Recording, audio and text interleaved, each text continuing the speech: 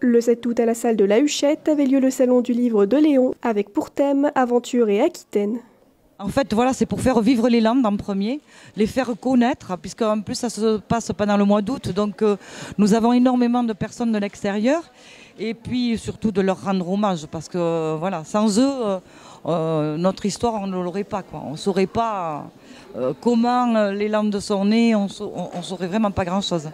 Ma grande passion, c'est l'aquarelle, bien sûr. Donc, j'ai eu l'occasion de faire ce livre sur les chapelles landaises. Je ne suis pas originaire des Landes, mais j'y ai vécu très longtemps. Et j'aime les Landes. Donc j'ai eu l'occasion, avec un ami, de parcourir la forêt pour découvrir ces chapelles. Alors, ce qu'il y a de sympathique, c'est qu'à chaque fois qu'on va sur un salon, on retrouve des amis ou des connaissances qui disent « Ah tiens, j'ai votre livre ». Alors on peut en parler, on peut en discuter.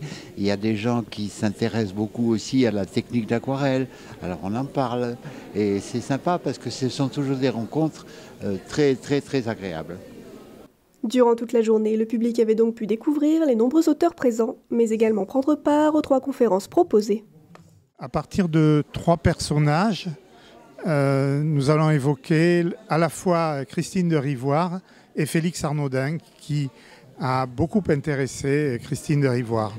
Ces 3 personnages, c'est l'amour de Félix Arnaudin, Marie Darlan, ensuite Marie Lacoste, qui a été une des informatrices de Christine de Rivoire, et puis la scandaleuse Thérèse Esqueirou de François Mauriac.